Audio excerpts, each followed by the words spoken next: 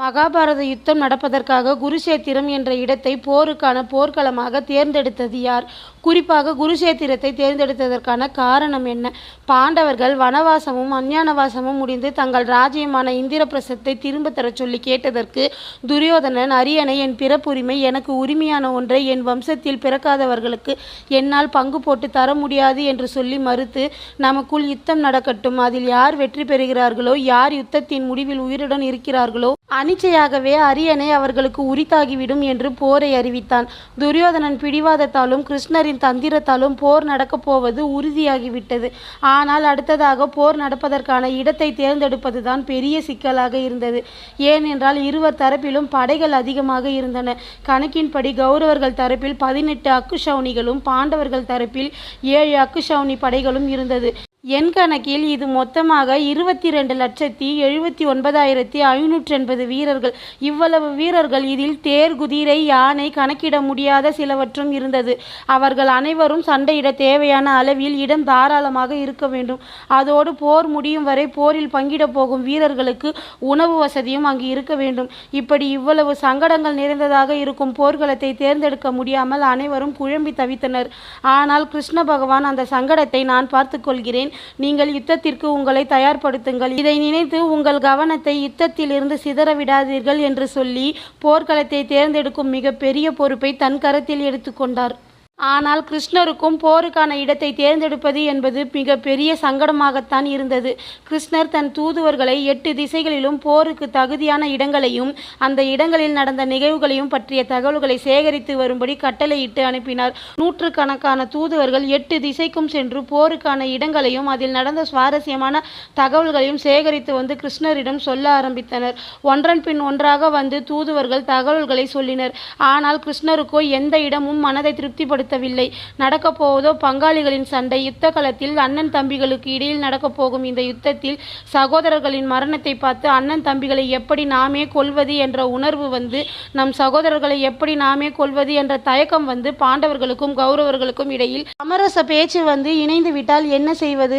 அந்த உணர்வுகள் 2 தரப்பிற்குமே வரக்கூடாது. தர்மத்தை இந்த மண்ணுலகத்தில் நிலைப்படுத்த இந்த யுத்தம் நடக்க வேண்டியது மிகவும் அவசியமானது.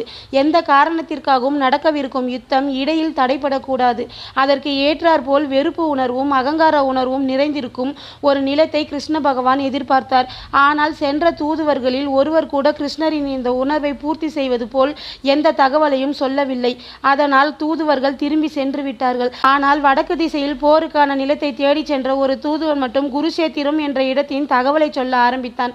குருஷேத்திரம் போர்க்களமாக மாறுவதற்கு முன்பு அது ஒரு விவசாய நிலமாக இருந்துள்ளது. ஒரே தாயின் வயிற்றில் பிறந்த 2 மகன்கள் அந்த நிலத்தை சரிபாதியாக பிரித்து ஆளுக்கு ஒரு பகுதியில் விவசாயம் செய்துள்ளனர். அப்படி விவசாயம் செய்யும் போது மழை அதிகமாக பெய்ததால் அண்ணன் தம்பியிடம், மழை தண்ணீர் நான் பயிர் செய்து இருக்கும் இடத்திற்குள் வருகிறது, இது இப்படியே வந்து கொண்டிருந்தால் என் பயிர்கள் வீணாக அழிந்துவிடும், நீ தண்ணீர் என் நிலத்திற்கு வராதபடி நீர் வந்து கொண்டிருக்கும் அந்த பாதையை அடைத்து வை என்றான். அதற்கு தம்பி, தண்ணீர் உன் நிலத்தில் தானே வருகிறது, நீயே சென்று அந்த பாதையை அடைத்து உன் பயிர்களை காப்பாற்றிக்கொள் என்று சொல்லி மறுத்துவிட்டான். அதனால் கோபம் கொண்ட அண்ணன் தன் தம்பியை கொன்று இறந்து போன தம்பியின் உடலை வைத்து தண்ணீர் வந்த பாதையை அடைத்து தன் பயிர்களை காப்பாற்றினான்.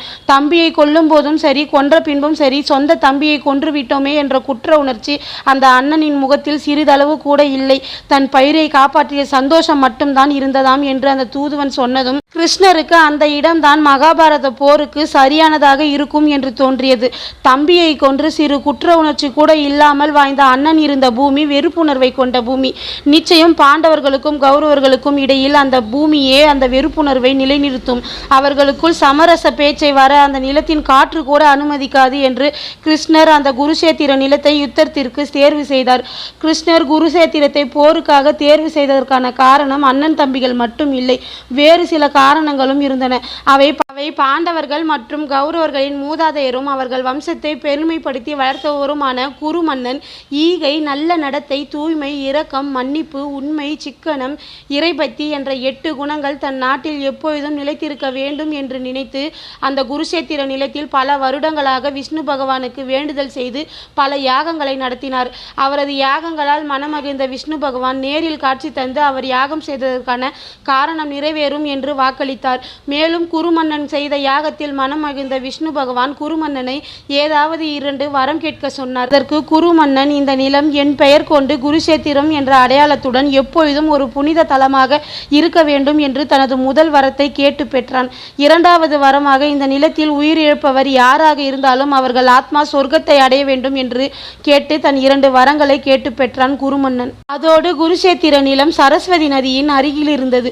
போரில் பங்கு பெற போகும் வீரர்களின் தாகம் தணிக்கவும் வீரர்களின் பசியை தீர்க்க உணவு சமைக்கவும் சரஸ்வதி நதியின் நீர் பயன்படுத்தப்படும் என்பதாலும் 2 தனிப்பட்ட நபரின் அரியணை உரிமை போராட்டத்தால் எந்த சம்பந்தமும் இல்லாமல் உயிர் துறக்கப் போகும் லட்சக்கணக்கான வீரர்களின் ஆத்மா சொர்க்கம் செல்ல வேண்டும் என்றும் நினைத்தார் கிருஷ்ண பகவான். அந்த நிலத்தில் குருமன்னன் சொர்க்க மோட்சம் வரமாக பெற்றிருந்தான். இப்படி பல காரணங்களை முன்வைத்துத்தான் கிருஷ்ணர் குருஷேத்திரம் என்ற இடத்தை மகாபாரத யுத்தத்திற்கான போர்க்களமாக தேர்ந்தெடுத்தார். இது போல சுவாரஸ்யமான தகவலை தெரிஞ்சுக்கணும்னு ஆசைப்பட்டீங்கன்னா என்னோட சேனலை சப்ஸ்கிரைப் பண்ணுங்க ஃப்ரெண்ட்ஸ்.